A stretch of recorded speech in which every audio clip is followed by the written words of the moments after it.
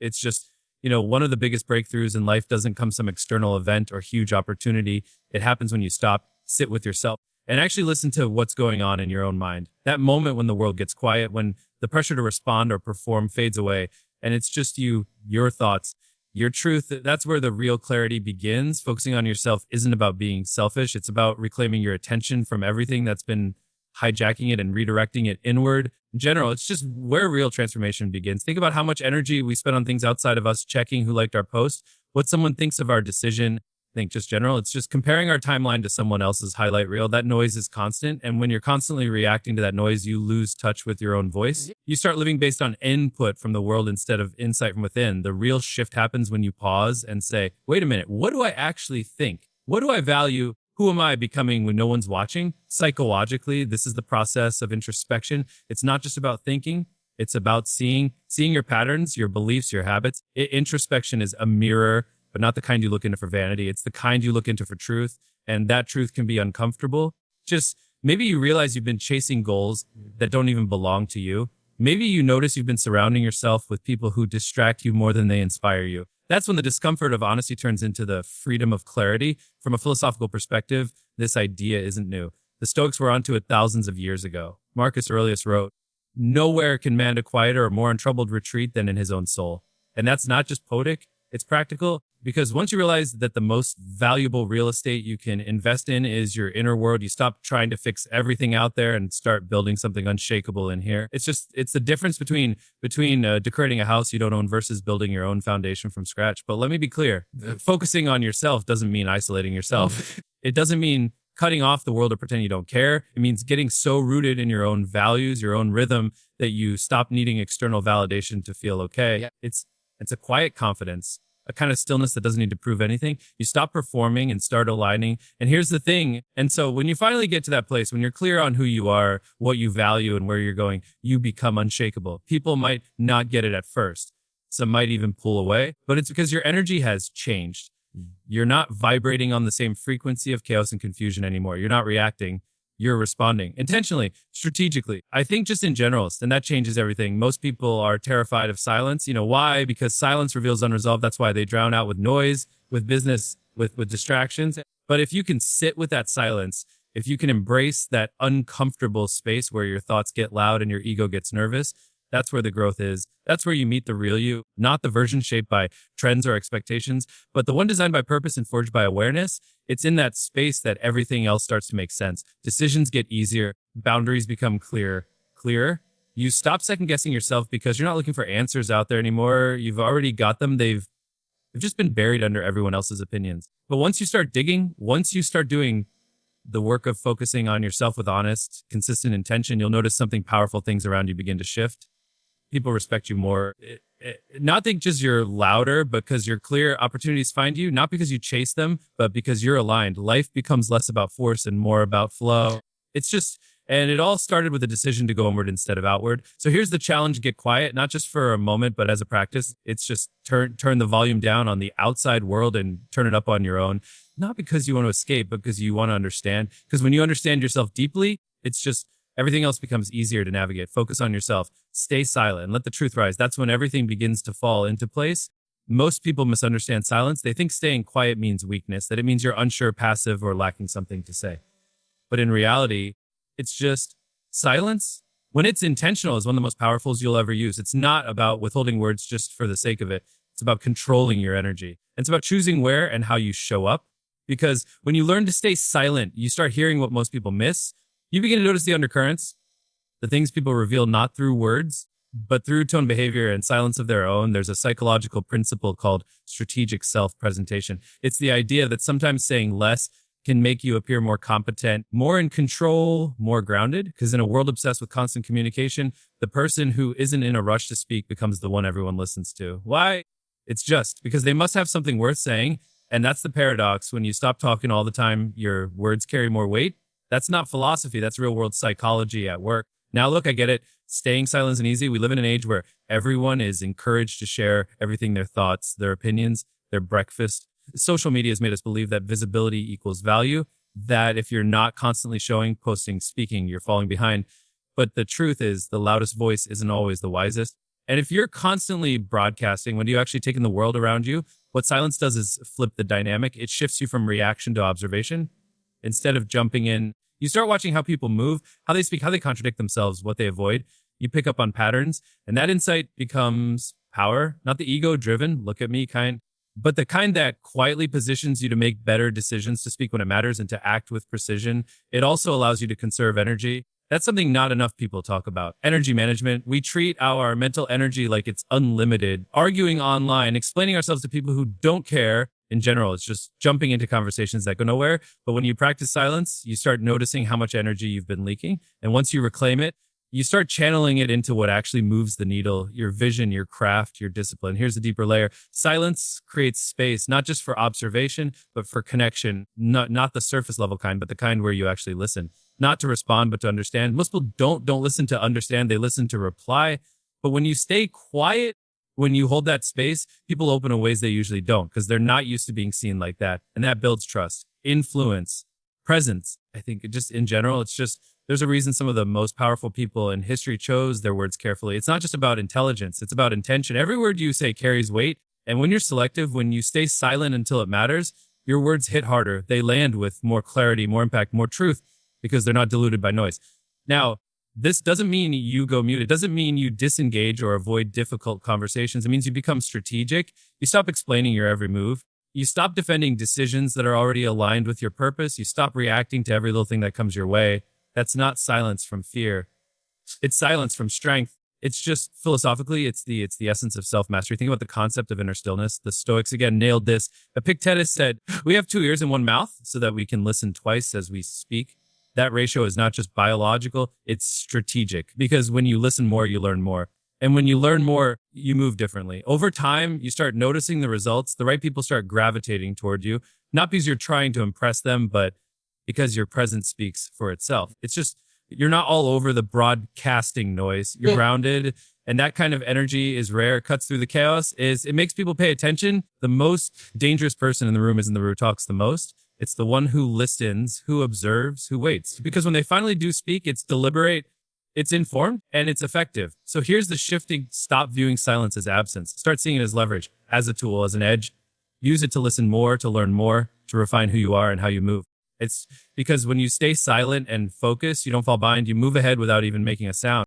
One of the most underrated forms of discipline today is detachment, not apathy, not disinterest, detachment. The ability to step back from the noise, the drama, the endless stimulation, and say, this isn't mine to carry. That's real power. And in a world that's constantly trying to pull your focus in 100 directions, choosing to focus inward is an act of rebellion. It's just, you don't just escape the noise, you rise with it. We're surrounded by a culture that thrives on attention. Social media algorithms, entertainment, even people in your life, many of them are designed to grab your attention and never let go. It's a war for your focus. And the more you engage with it, the more you become addicted to it. Not just addicted to information, but to reaction.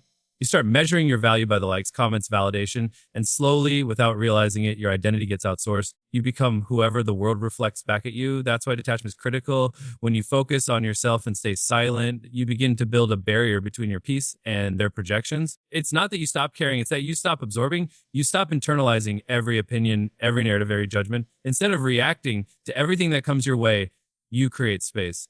And in that space, you start to breathe. You start to see what's real and what's just noise. There's a concept in psychology called external locus of control. It describes people who believe their outcomes are determined by outside forces, by luck, people, circumstances. It's just, and then there's the internal locus of control, where a person believes their choices shape their destiny. Detachment helps you shift from the first to the second. And so when you're constantly plugged into the outside world, you're reactive. But when you unplug, even just for a little while, you start to remember that you are the one steering the ship. That doesn't mean you become a loner or cut yourself off from everyone. It means you become selective about what you let into your headspace. You stop letting every argument, every trend, every crisis hijack your emotions. You watch without getting pulled in. You listen without losing your center. That's how you start protecting your peace. And it's not easy. Especially if you're used to being constantly connected, there's almost a withdrawal period when you begin detaching. Silence feels weird. The lack of drama feels boring. But give it time and you'll notice something shift. Without all the external noise, you start hearing your own thoughts again. Not the anxious, overstimulated ones, but the real, clear ones. The thoughts that are grounded in your values, not someone else's expectations. Philosophically, it's just echoes what's found in Eastern traditions like Buddhism. This idea that suffering comes not from experience itself, but from attachment to things we can't control. The more attached you are to opinions, outcomes, and identities that don't belong to you, the more frustrated you become. But when you step back into or and focus inward, you begin to reclaim your autonomy. You're no longer tossed around by every emotional wave. You become the stillness beneath it. And from that stillness, you gain vision. You start seeing where your energy actually belongs. You stop chasing and start attracting. It's ironic, but the less you react, the more you receive, because you're no longer clouded by fear of missing out or by trying to please everyone. It's just you're moving with clarity now. Your energy is cleaner. Your path becomes lighter, and people notice. They may not know what changed, but they'll feel it. And that's when everything starts falling into place. When you focus on yourself and detach from the noise, you become a magnet for alignment. The right relationships find you because you're no longer performing. The right opportunities come because you're not distracted. Your intuition sharpens. Your decisions become more confident. Life starts responding to your inner frequency, not the one you pretended to have, but the one you earned through silence, focus, and detachment. You want real peace. You want real clarity. Step back from the noise. Tune out the chaos. Let go of everything that doesn't serve your vision, because when you detach from what does matter becomes crystal clear. I think and that's when you stop surviving and start creating. Let go of the noise, choose your center, and watch how fast everything aligns.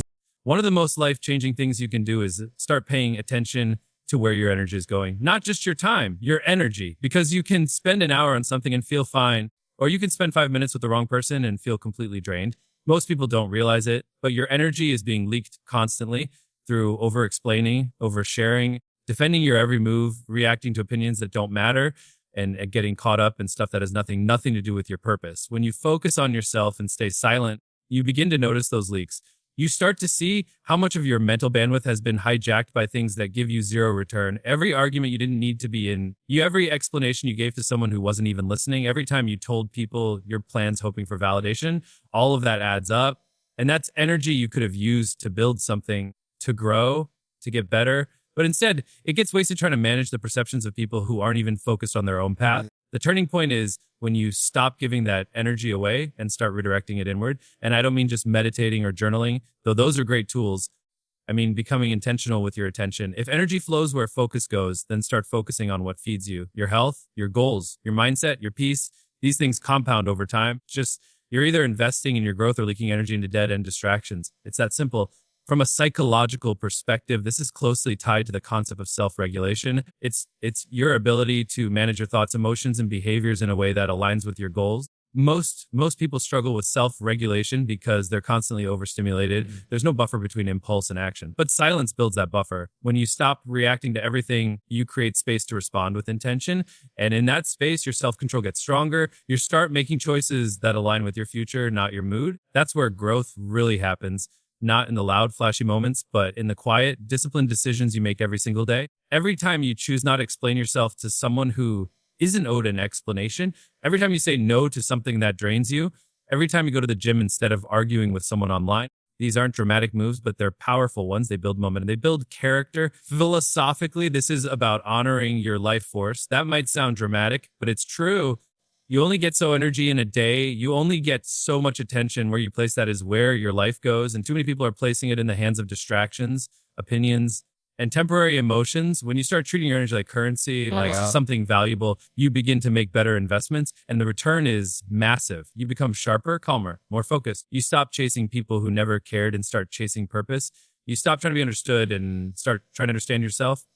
You don't need to announce every move, because you're too busy making progress. And that quiet grind, that's where real growth is built. No clout, no performance, just consistency. And here's the thing. People will notice. When you stop explaining and start evolving, your actions start to speak louder than anything you could say. You'll stop needing to convince anyone of your worth, because your work, your presence, your energy, that will say everything. There's a confidence that comes from knowing you're moving right. Even if no one's clapping yet, that's when life starts aligning. You attract better people. It's just, I clear opportunities. Not because you begged for them, but because you've become someone who's ready for them. And it all comes from energy, how you guard it, how you direct it, how you use it in general. It's just, so here's what I'll leave you with protect your energy like your future depends on it, because it does. Don't waste it proving yourself. Don't spill it trying to be heard by people who aren't listening. Redirect it, focus it, put back into you, grow in silence, build in silence, and let the results make the noise. You ever notice how magnets don't shout about their power? They just sit there quietly doing their thing, and suddenly pieces of metal start gravitating toward them. That's what alignment feels like in life. It's just when you quiet your mind, sharpen your purpose, and live according to your deepest values, you start emitting an energy that draws the right people, the right circumstances, the right opportunities without you having to chase them. Think about how often you've pursued something, whether it's a job, a relationship, a goal, and felt exhausted by the effort. You're pushing, you're convincing, you're hustling, but you still feel off. That's because you're swimming against a current you haven't really understood. You've been acting on old beliefs, borrowed expectations, or surface level desires. When your inner world isn't aligned with what you're pursuing, everything becomes friction, and friction burns out momentum. On the other hand, it's just when you take the time to turn inward, when you reflect on what truly matters to you, when you refine your vision, when you cultivate habits that resonate with your authentic self, you begin to build an internal trajectory. That trajectory has its own force. You don't have to fabricate motivation or manufacture confidence. It comes naturally from living in harmony with your own values. And with that force in place, the outer world responds. Psychologically, so there's a concept called self-congruence. It's the idea that when your self-image, your goals, and your behaviors are in sync, you experience greater well-being and you attract experiences that reinforce that harmony. The opposite, self-incongruence, leads to stress, confusion, and constant inner conflict. Alignment isn't just feel-good jargon. It's the neural wiring of your mind working the way it's meant to. Your brain stops wasting energy on internal arguments and starts channeling it outward into creation. Philosophers from East and West have pointed to this for centuries. The Tao Te Ching talks about the power of the uncarved block of natural simplicity. When you are what you are, things come to you effortlessly. Aristotle spoke of eudaimonia, the flourishing that happens when you live according to your virtues. It's not about force, it's about resonance.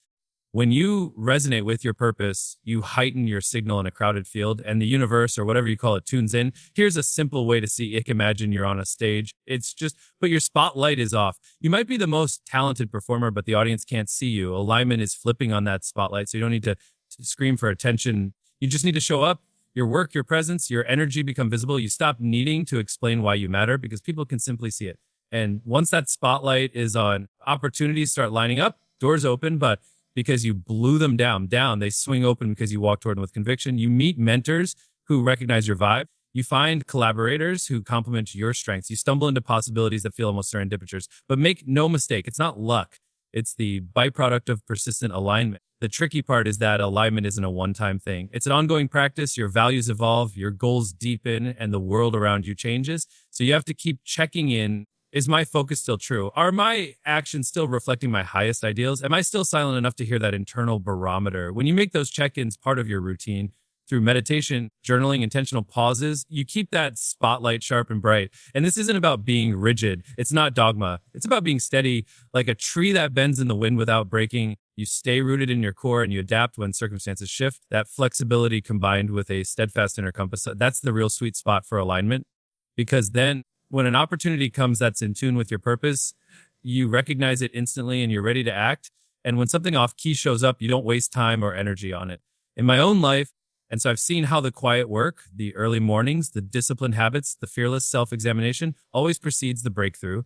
When I try to force results, I hit walls. But when I focus on sharpening my internal clarity, opportunities seem to materialize. Sponsors reach out, projects fall into place, collaborations form without heavy lifting. It's still work, probably more work than before, but it's work that feels effortless because it's coming from alignment. So I'll leave you with this. You don't have to chase the next big break. You have to become the next big break. Get clear on who you are, refine your values, build your habits, stay silent long enough to let your inner compass guide you. And then, like a magnet, watch as life responds, magnetizing around your purpose and pulling in everything you need to succeed.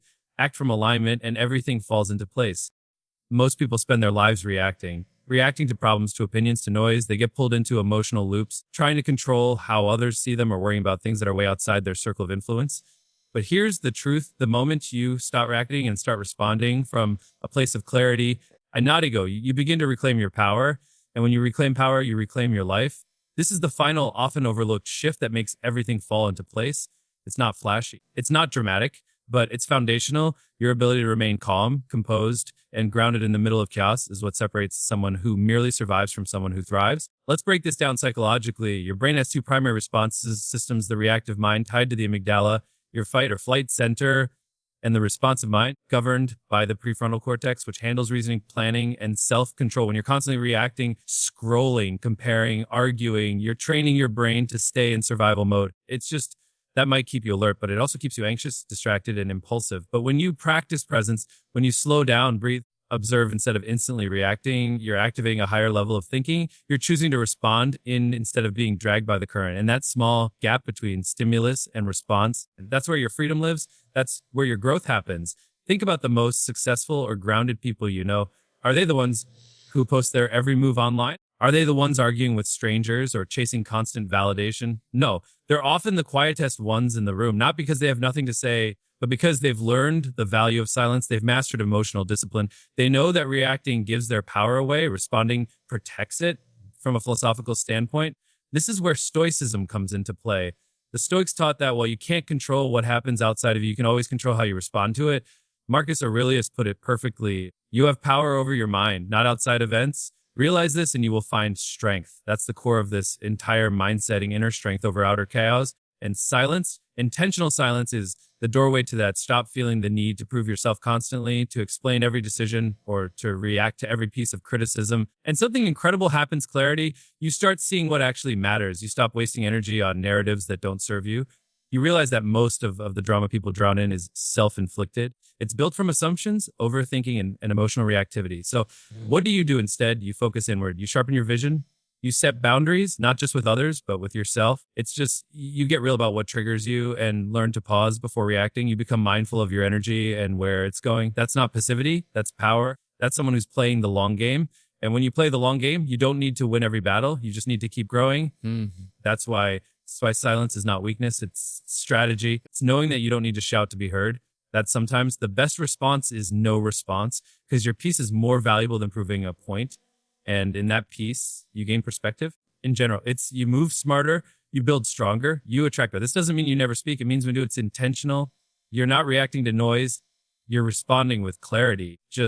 And because you've spent time focusing on yourself, doing the deep work, understanding your values, what you say carries weight. You've earned your voice by first mastering your silence. It's by this point in the journey, after you've withdrawn your energy from distractions, detached from unnecessary noise, aligned with your purpose, stop seeking external validation. You're no longer driven by urgency. You're driven by vision. That's when you become dangerous in the best way possible, not to others, but to doubt, to mediocrity, just to every limit you use to place on yourself. You stop reacting to life and start creating it. So here's what I'll leave you with: silence is an emptiness. It's a container, and what you put in it, clarity, discipline, vision, shapes the direction of your life. When you stop reacting and start responding from a place of grounded purpose, you stop being controlled by the world. You start leading it quietly, consistently, powerfully. Hold your silence, guard your response, and let your life speak for itself.